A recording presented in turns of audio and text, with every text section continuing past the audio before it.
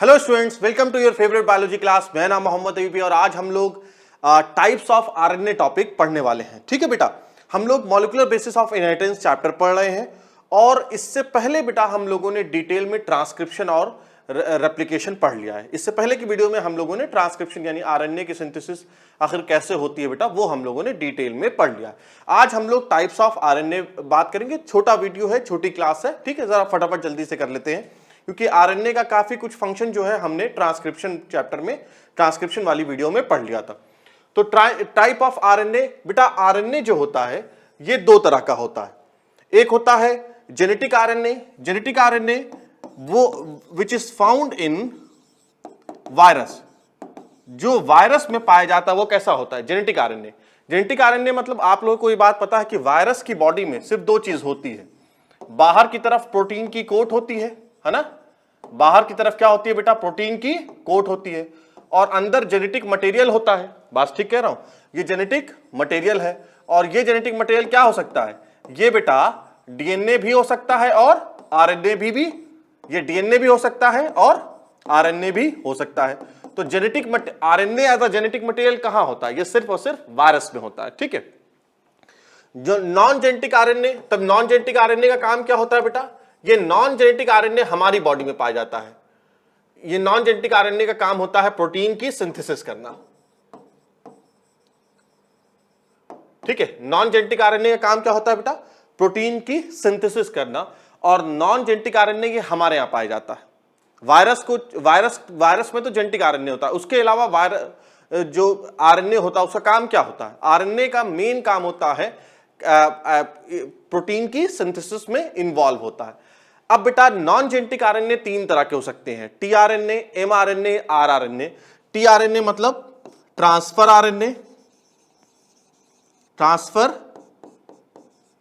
RNA, M मतलब messenger RNA, है ना, मैसेंजर आरएनए। और आरआरएनए मतलब बेटा राइबोसोमल आरएनए। ठीक है, राइबोसोमल आरएनए। ठीक है बेटा, टीआरएनए, एमआरएनए और आरएनए। ट्रांसफर आरएनए कैसा होता है? ट्रांसफर आरएनए जिसे हम लोग टीआरएनए कहते हैं, इसका मेन काम क्या होता है? इसका मेन काम होता है बेटा टेम्पलेट को रीड करना। आरएनए के सिंथेसिस में, प्रोटीन के सिंथेसिस में टेम्पलेट कौन होता है? MRNA.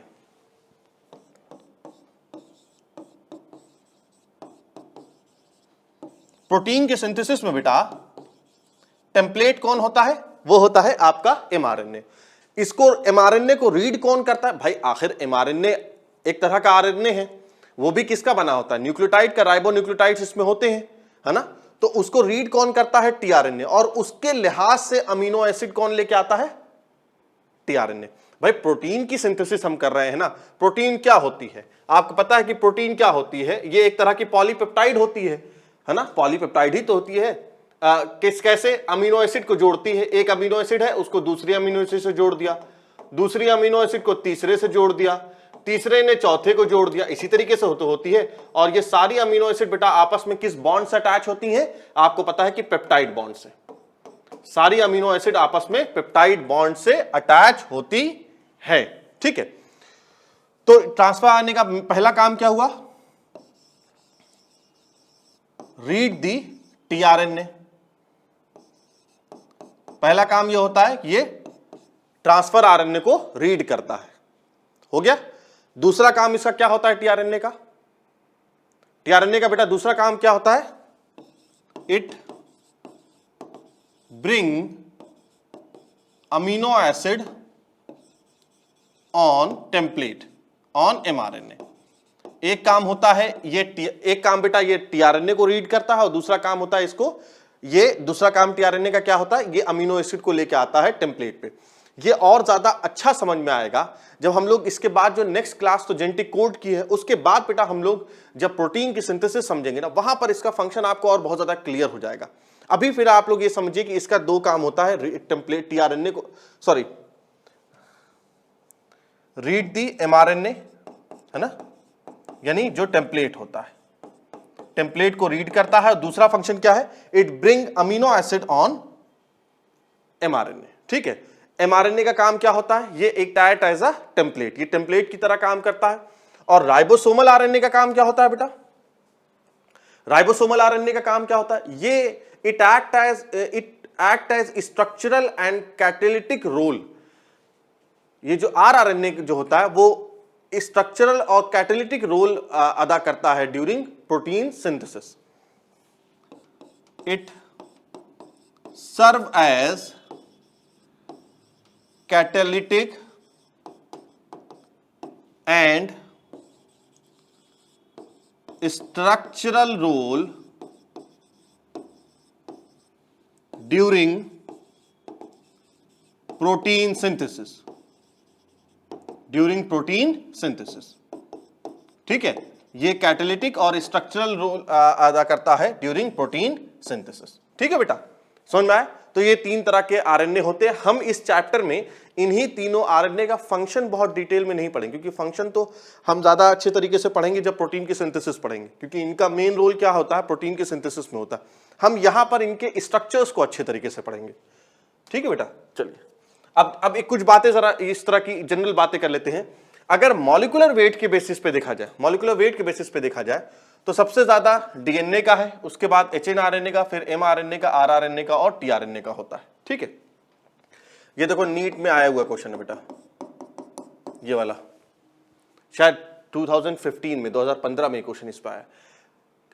Percentage of total sale RNA, यानी पूरे सेल में सबसे ज्यादा कौन सा आरएनए होता है। सेल में अगर देखा जाए तो लगभग 82% आरआरएनए होता है, 16% टीआरएनए और सबसे कम क्या होता है, एमआरएनए होता है। इसी तरीके से लाइफ पीरियड के लिहाज से सबसे ज्यादा डीएनए, फिर टीआरएनए, फिर आरआरएनए, फिर एमआरएनए होता है। और अगर साइज के लिहाज से देखा जाए तो एमआरएनए, आरआरएनए और सबसे बड़ा टीआरएनए होता है। बात समझ में, सॉरी सबसे छोटा टीआरएनए होता है, साइज के लिहाज से ऐसे होता है, ठीक है।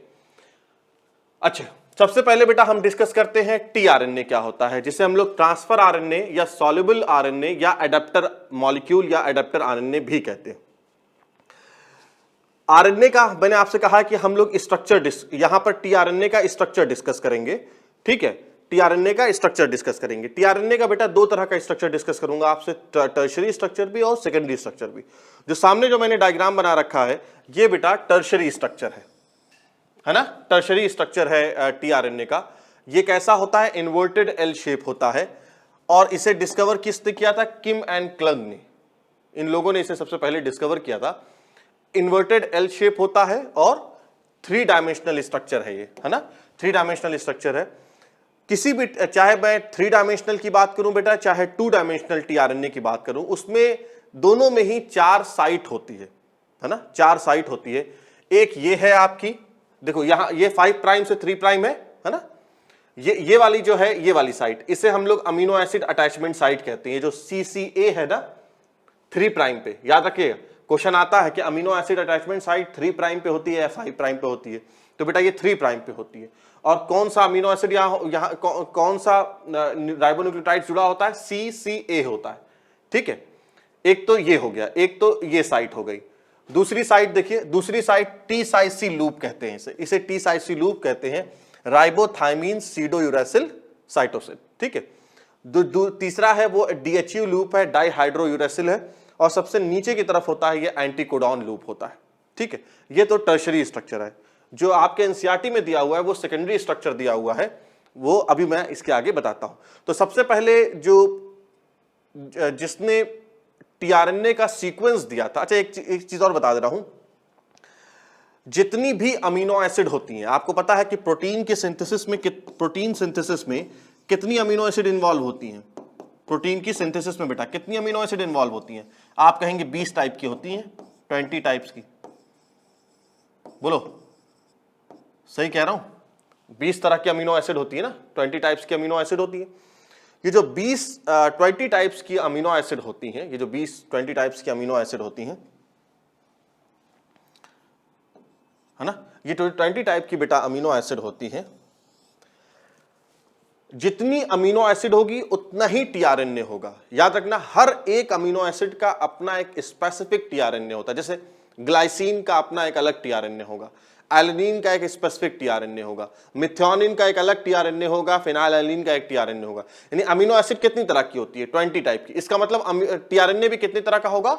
20 टाइप्स का ही होता है। बात समझ में आई? ठीक है, 20 टाइप्स का होता है। तो सबसे पहले जो टीआरएनए का जो सीक्वेंस दिया वो रॉबर्ट हॉली ने दिया था। बहुत क्वेश्चन पूछा जाता है 1965 में। और उसने किसका टीआरएनए का स्ट्रक्चर दिया था बेटा? ये इंपॉर्टेंट चीज है, एलेनिन टीआरएनए, है ना। और वो जो स्ट्रक्चर दिया था, structure is similar to clover leaf like model. Clover जो लीफ होती है उसी के स्ट्रक्चर की तरह ये टीआरएनए का था, इसीलिए हम इसके स्ट्रक्चर को क्या कहते हैं? Clover leaf like model. अब इसमें 3-4 बातें इंपॉर्टेंट है कि सबसे पहले किसने स्ट्रक्चर दिया? रॉबर्ट हॉली ने। कब दिया? दूसरा क्वेश्चन 65 में, 1965 में। तीसरा क्वेश्चन इंपॉर्टेंट है बेटा कि किस तरह का टीआरएनए है? तो वो एलेनिन टीआरएनए है। कौन सा टीआरएनए? Alanine tRNA. और मॉडल कैसा दिखता है? Clover leaf like model. और ये कैसा है बेटा?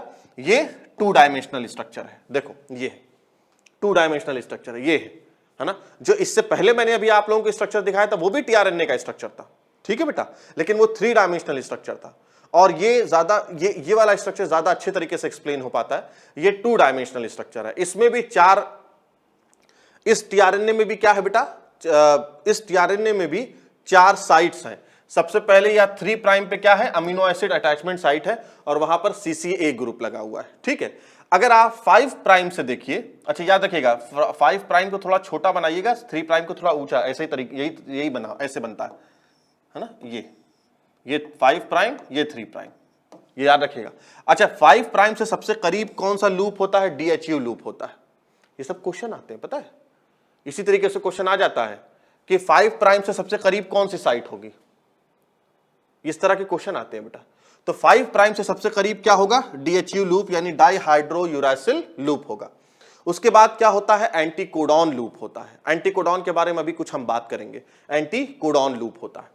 उसके बाद बेटा एक्स्ट्रा आर्म होते हैं, फिर टी साइज सी लूप होता है, और वो जो 3 प्राइम एंड है ना, वहां पर अमीनो एसिड अटैचमेंट साइट होती है। इसका मतलब ये है कि अमीनो एसिड यहीं पर अटैच होगी, है ना। क्योंकि मैंने आपसे क्या कहा कि हर एक टीआरएनए का, हर एक अमीनो एसिड का एक पर्टिकुलर टीआरएनए है। मान लेते हैं ये जो टीआरएनए मैंने आपके सामने बनाया, ये ग्लाइसिन का है, ठीक है, ये ग्लाइसिन का है। तो बेटा ये बताइए आप, यहां पर कौन सी अमीनो एसिड आके अटैच होगी? तो जाहिर सी बात है यहां पे ग्लाइसिन ही अटैच होगी। सही कह रहा हूं मैं ना? यहां पर कौन सी अमीनो एसिड अटैच होगी? ग्लाइसिन होगी। क्या अगर ये ग्लाइसिन का टीआरएनए है, क्या इस पे मिथ्योनिन आके अटैच हो सकती है? कभी नहीं हो सकता।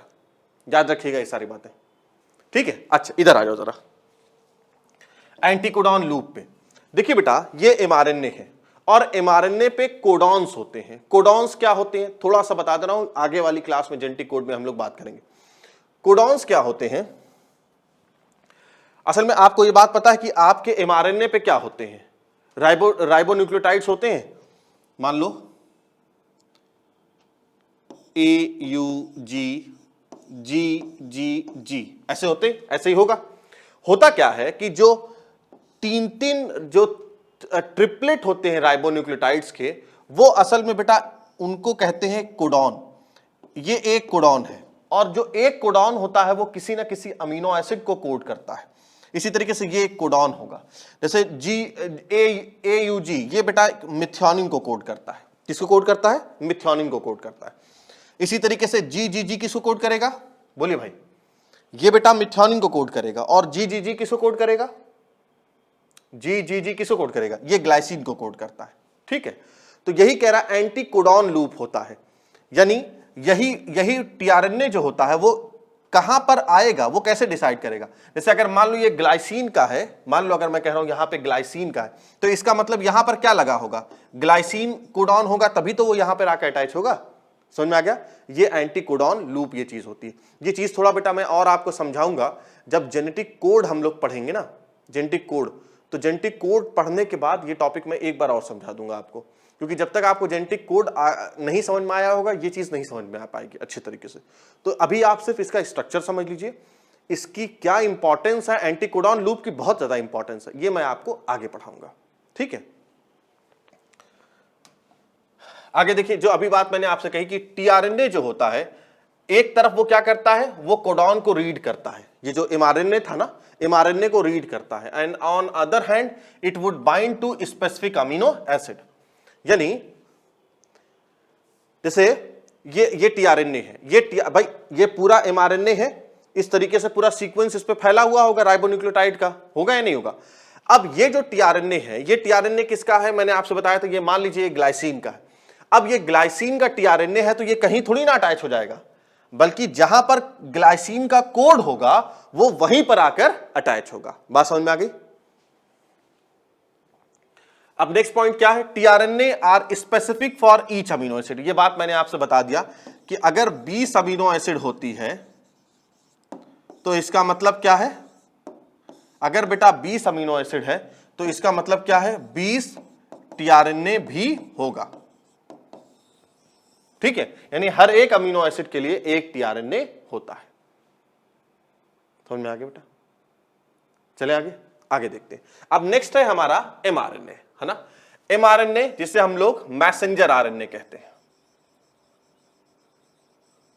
Messenger RNA.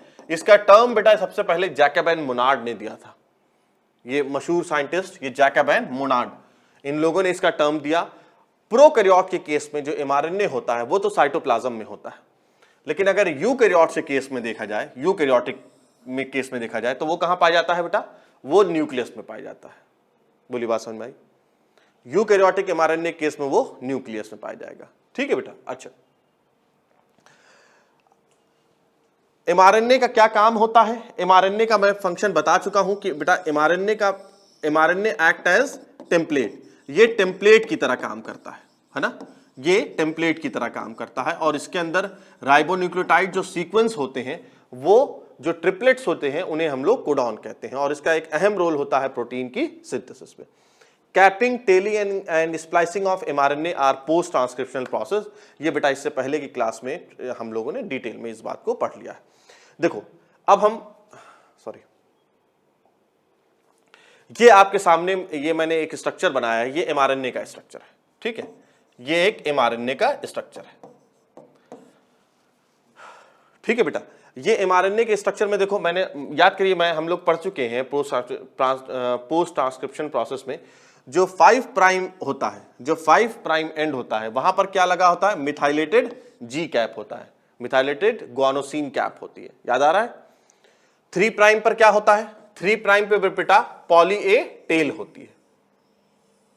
ठीक है, पॉली ए टेल होती है। अच्छा, आपको ये बात मैं बता चुका हूं कि mRNA के केस में ये इनिशिएशन कोडॉन होगा, ये कोडिंग रीजन हो जाएगा, यानी यही इतना ही रीजन होगा जिससे कोई ना कोई प्रोटीन कोड होगी।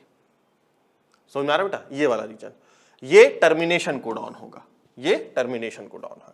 अच्छा, और ये वाले जो रीजन होंगे यहां कहते हैं वो इनिशिएशन कोडॉन से जस्ट पहले और टर्मिनेशन कोडॉन के बाद, इनिशिएशन कोडॉन से जस्ट पहले और टर्मिनेशन कोडॉन के बाद कुछ नॉन कोडिंग सीक्वेंस भी पाए जाएंगे, उन्हें हम लेडर कहेंगे या ट्रेलर कहेंगे। ठीक है, और लेडर और ट्रेलर क्या है बेटा, नॉन कोडिंग सीक्वेंसेस हैं, उसे हम दोनों को मिला के यूटीआर भी कहते हैं, यानी अनट्रांसलेटेड रीजन। यानी क्या होगा बेटा, डीएनए का ये mRNA का ये वाला जो सीक्वेंस है और ये वाला जो सीक्वेंस है, इससे किसी भी तरह की कोई प्रोटीन नहीं बनेगी। समझ में आ गई बात, कोई भी प्रोटीन नहीं बनेगी इस रीजन से।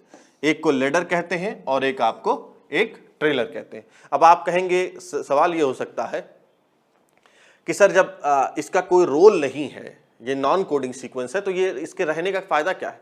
असल में ये इसलिए रहता है ना कि जब यहां पर राइबोसोम आता है, राइबोसोम आके ऐसे अटैच होता है ना, तो ये जो लेडर और ट्रेलर रीजन जो है, इसके अटैचमेंट में क्या करते हैं, हेल्प करते हैं। कहां पर अटैच होना है, कौन किसको, राइबोसोम को, राइबोसोम का जो स्मॉलर यूनिट है, कहां पर अटैच होना है, वो कौन हेल्प करता है, यही लेडर हेल्प करता है।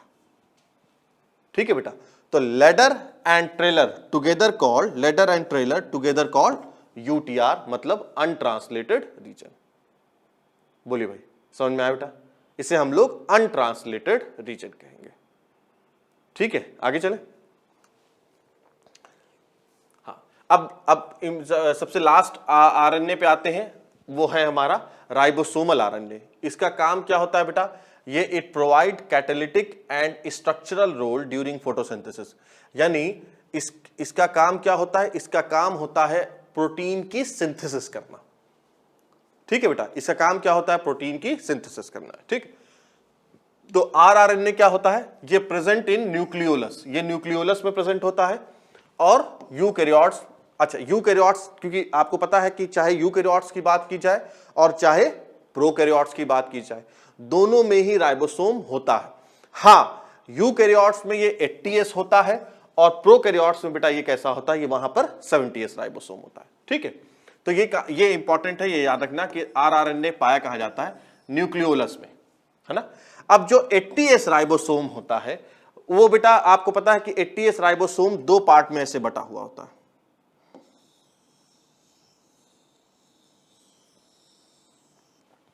ना। ये स्मॉलर सब यूनिट होती है और ये क्या होती है? लार्जर सब यूनिट होती है। ठीक है, ये स्मॉलर होगी, ये स्मॉलर होती है बेटा, स्मॉलर सब यूनिट होती है, और ये जो होती है लार्जर सब यूनिट होती है। बात समझ में आ गया? लार्जर सब यूनिट होती है। ठीक है, अब ये जो आपको ये बात पता है कि जो राइबोसोम होता है असल में उसमें बेटा 2 चीज होती है, याद रखना ये बात, चाहे वो लार्जर सब यूनिट की बात की जाए चाहे हम स्मॉलर सब यूनिट की बात की जाए। जो राइबोसोम होता है, चाहे बेटा हम लार्जर की बात करें चाहे स्मॉलर की बात करें, वो 2 चीजों से मिलकर बना होता है। एक उसमें आरआरएनए होता है और दूसरा उसमें प्रोटीन्स होती हैं। अब इसमें देखते हैं कौन कौन से तरह के आरआरएनए और प्रोटीन्स होती हैं।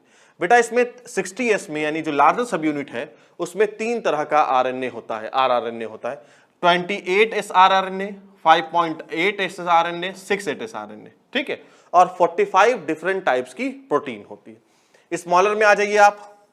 स्मॉलर में बेटा एक 18S आरआरएनए होता है और 33 डिफरेंट तरह की प्रोटीन्स होती हैं। ये तो किसका केस हो गया?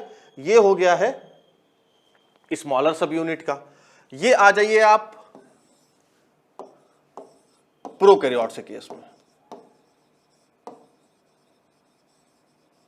ये आ जाइए बेटा प्रोकैरियोट्स के केस में। प्रोकैरियोट्स के केस में कैसा राइबोसोम होता है? 70S होता है। ये 2 पार्ट में बटा होता है। लार्जर सब यूनिट 50S कहलाती है,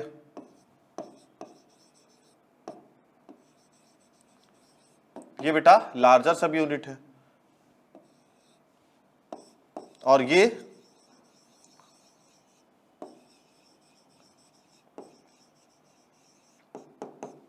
स्मॉलर सब यूनिट है। बात समझ में आ गई?